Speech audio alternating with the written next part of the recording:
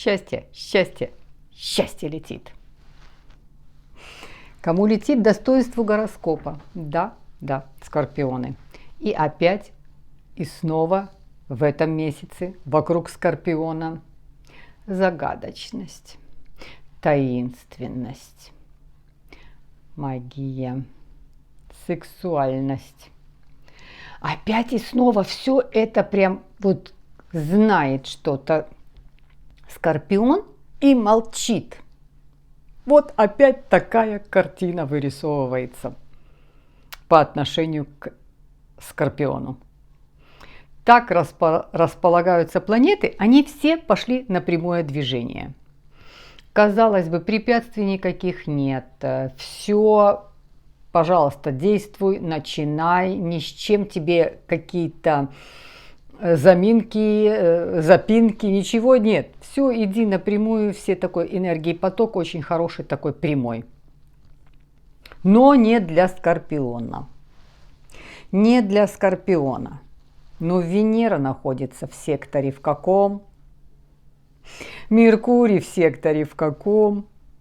Опять у скорпиона много-много загадочности и таинственности. Но начнем с вами все по порядку. Вижу Розану, конечно же, только всегда какой? По Плутону. Плутоновский лайк. Спасибо, мои хорошие. Да, начнем не с ваших управителей, Плутон и Марс, а начнем сразу с Солнцем.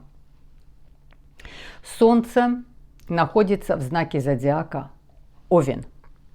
Солнце молодое, энергичное, яркое.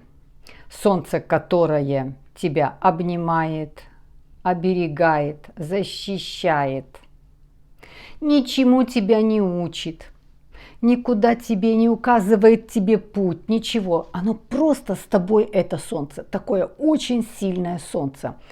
Солнце, которое пробует, только начинает. Солнце, которое имеет вкус и жажду к жизни. И вот такое солнце, которое находится в знаке зодиака Овен, и начинается астрологический год, то есть солнце пойдет по 12 знакам, начинает свое астрологическое свое движение, у вас находится в секторе здоровья и работы.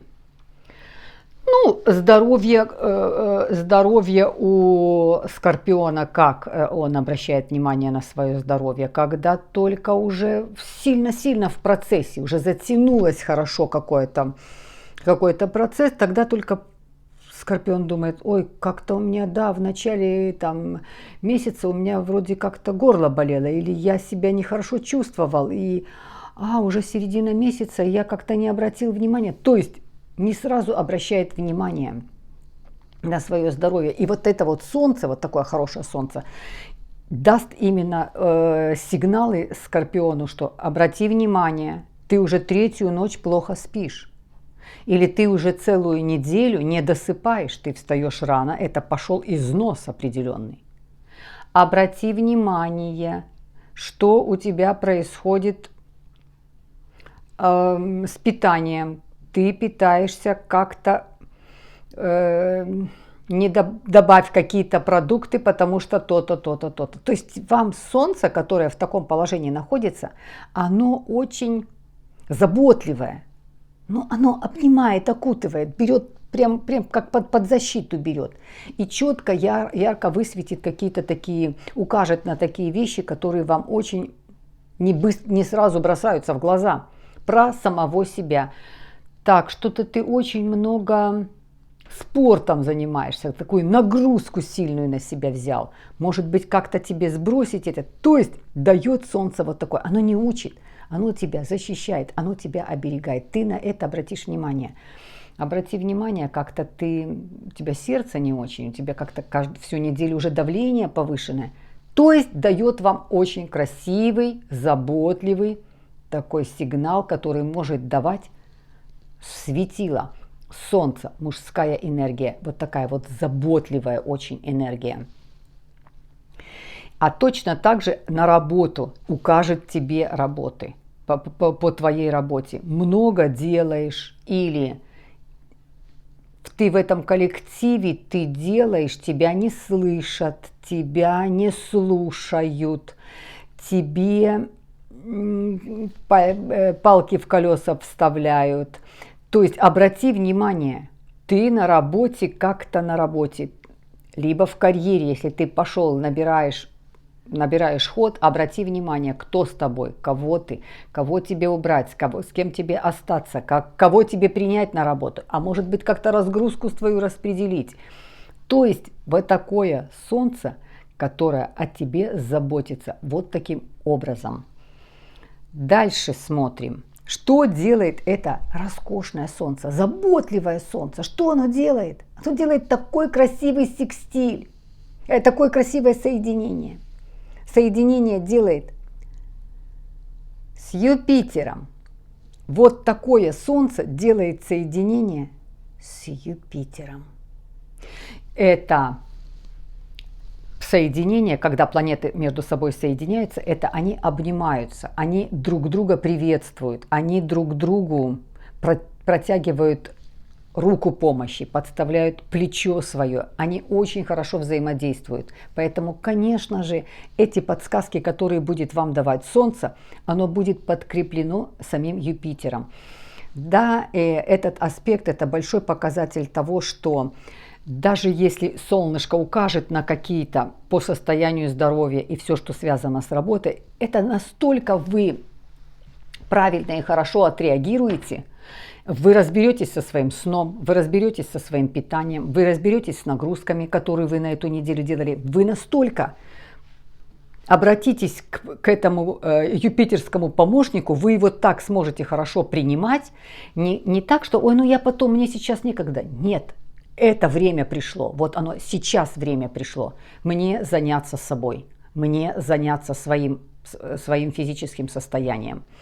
Точно так же может указать, у тебя лишний вес, ты много куришь, ты много ешь сладкое, вот вам настолько это четко, не назидательно, не принудительно.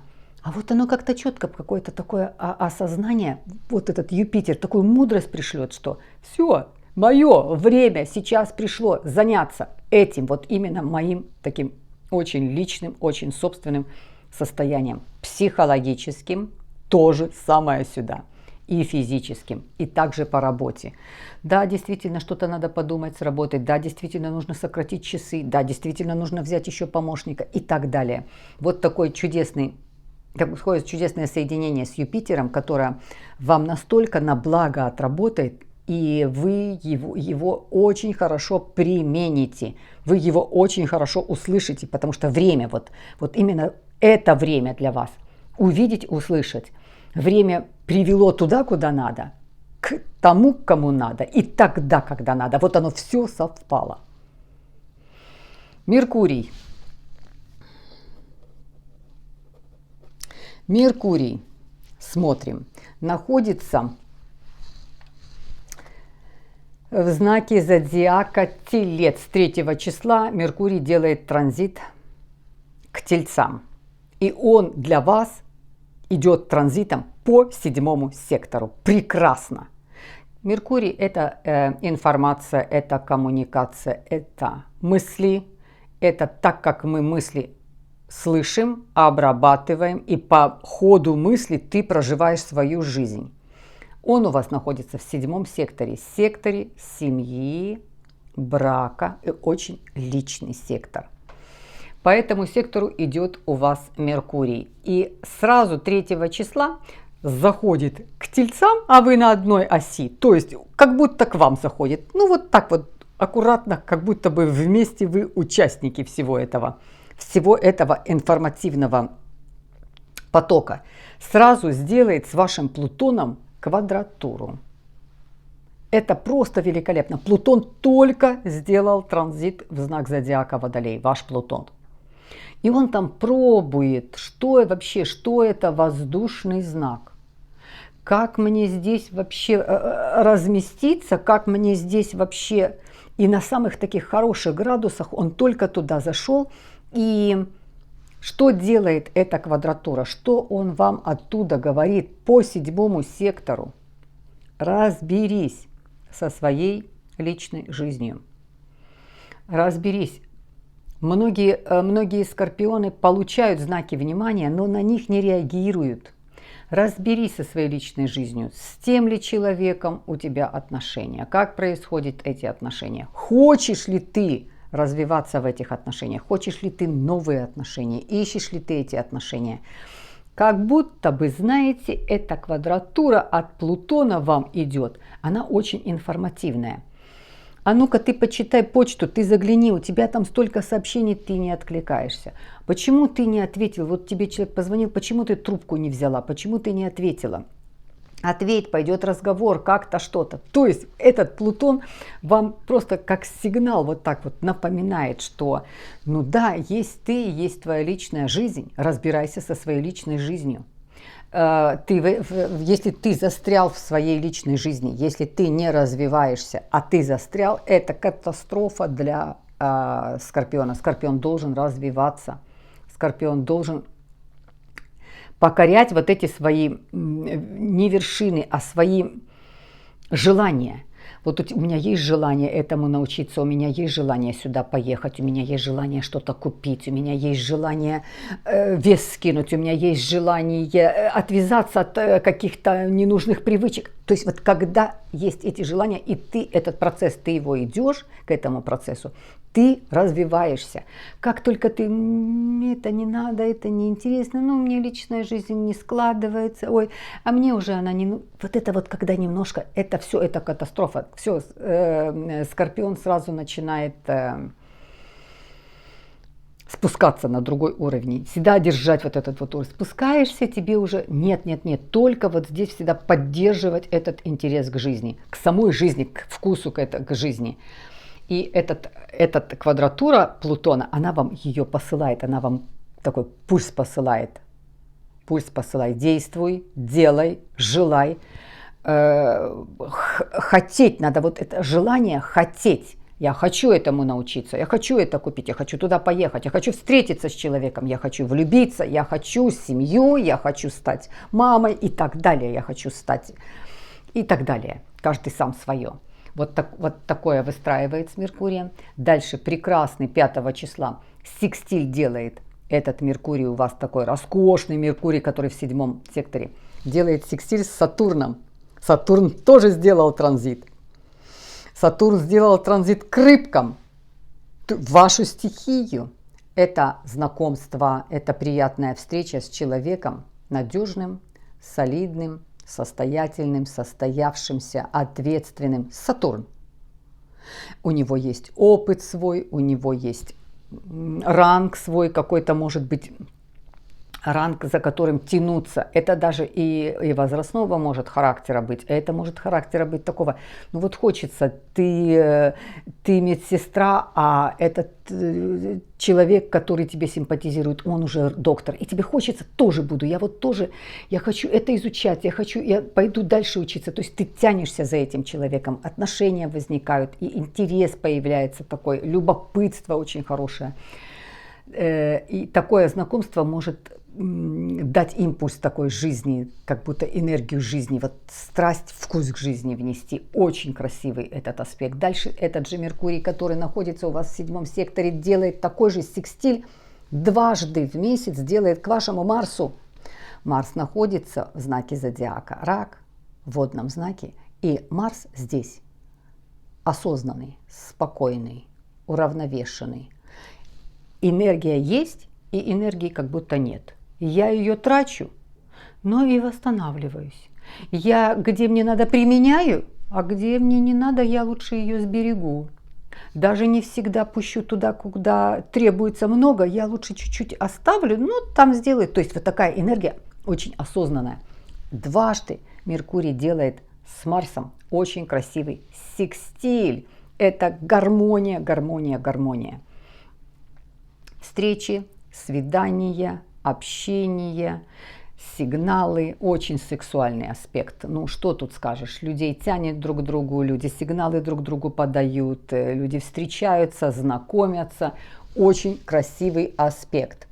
Дальше сделает Меркурий, который находится в Тельце, который для вас находится в 7 секторе, делает два очень некрасивых квадратуры с Лилит. Но я еще раз повторяю, вы на Лилит не цепляетесь.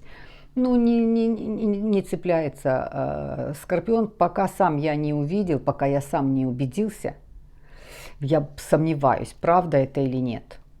Вот там где-то что-то, кто-то на хвосте принес, знаете, сорока на хвосте принесла. А вот тебя уволят, а вот я там твою жену или там подругу твою или друга твоего где-то видела. А ты знаешь, тебе это вот что-то такая кофточка не очень идет. Ой, тебе надо подстричься или тебе надо то. Как-то это не авторитетно, настолько не авторитетно. Кто самый главный авторитет для Скорпиона? Он сам. А никто, он сам. Если ему нравится, все, это уже... Поэтому мы даже эти аспекты про Лилит не рассматриваем. Лилит так не любит и обходит стороной Скорпиона, не любит Скорпиона Лилит. Дальше что смотрим? Ну, а дальше давайте посмотрим Венера. Да, кокетство. Ну да, немножечко вносит в жизнь Венера всегда нотки счастливые, нотки такие игривые. И находится она у вас, сама по себе Венера будет находиться с 11 апреля в Близнецах. Она там такая, она сексуальная, ищет всегда партнера, и она сексуальная, но она не вульгарна. Это две разные вещи. Ты можешь быть сексуальным, а ты можешь быть вульгарным. Это тоже ты сексуален, но ты вульгарен. Венера, когда находится в 8 доме, а это ваш дом, то есть как будто бы у вас дома она находится. Она здесь сексуальна, но она не вульгарна. Ну, конечно, ищет партнерство не только для того, чтобы и поделиться какими-то впечатлениями, обсудить что-то, просто присутствие вдвоем где-то, может быть, в кафе посидеть. И, конечно же, очень люди притягательны друг к другу. Что делает эта Венера? Такая красивая Венера, достойная Венера.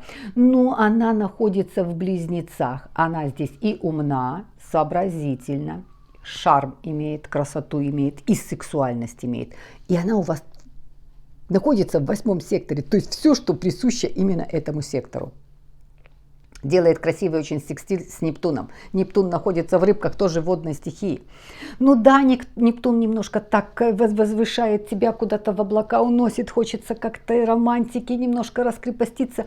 Очень будете чувствовать, вы становитесь даже в одежде, вот видно, когда Скорпион чуть-чуть позволяет себе такую вот романтику. Даже в одежде, вот видно где-то такой штрих очень какой-то такой соблазнительный. Дальше сделает Нептун, такой же трин, то есть гармоничный аспект 11 числа, сделает к Плутону, к вашему. Тоже очень такой притягательный аспект. И причем этот аспект очень материальный. Где-то, если у вас судебное заседание, идите, разбирайтесь. Если вы хотите что-то пойти в банк, идите, разбирайтесь в банке. Что-то просите, какие-то суды, просите скидку на какую-то покупку. Смотрите и спрашивайте, чтобы изменения в контракте сделали по банковским каким-то расчетам, по банковским ставкам, по процентам. То есть очень еще и плюс ко всему, конечно же, материальный аспект.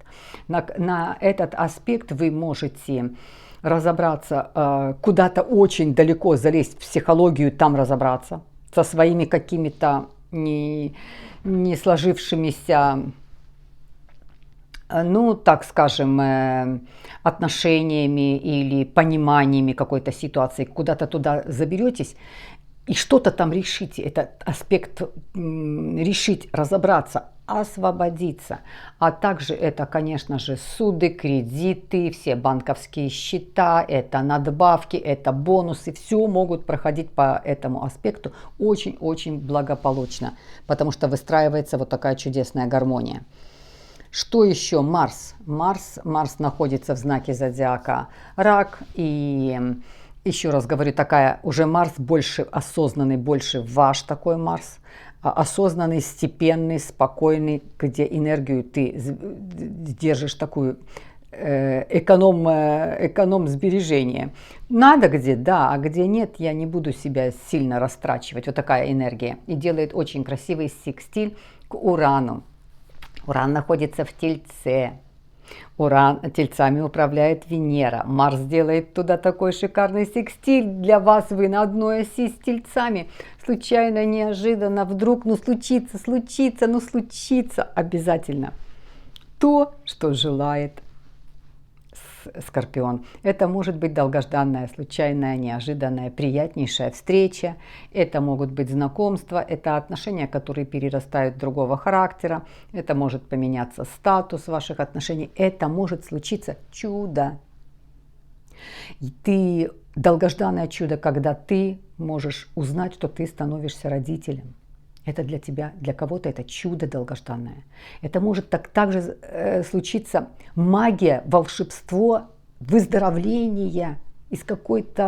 Ты выходишь из какой-то очень-очень неожиданно, из очень такой ситуации, где все как будто бы уже ты победишь самого себя. Это вот так Марс сделает такой роскошный секстиль к Урану. Ты сам себя победишь. Ты это сделал, то есть ты эту болезнь перерос, ты ее победил, ты вышел победителем. Не болезнь тебе, а ты эту болезнь. Также точно зависимость какую-то. Так происходит, да, у Скорпиона часто бывает, вот ты совсем проваливаешься и потом, как вдруг я это победил. Кого? Самого себя. Ой, что, 21 минута. Надо заканчивать. Что еще вам не сказала? Полнолуние и новолуние. Полнолуние будет в знаке зодиака Близнецы, знаки зодиака Весы. Весы — гармония. Заканчивается один период жизни. Такая у вас будет, знаете, то, о чем вы не захотите никому говорить. Вот никого пускать в свое личное. Что-то закрыться.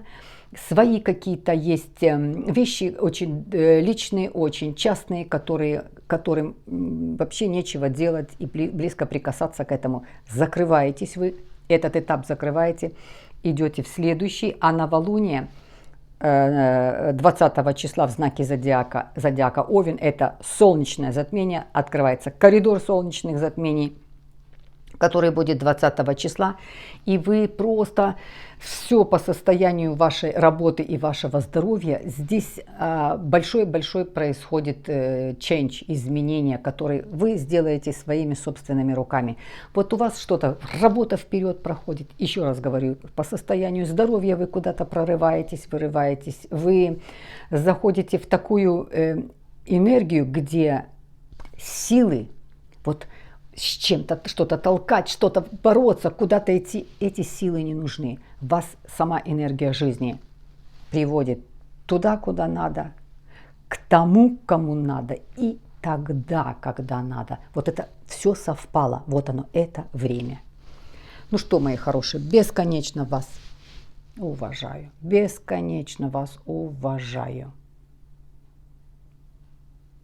и люблю.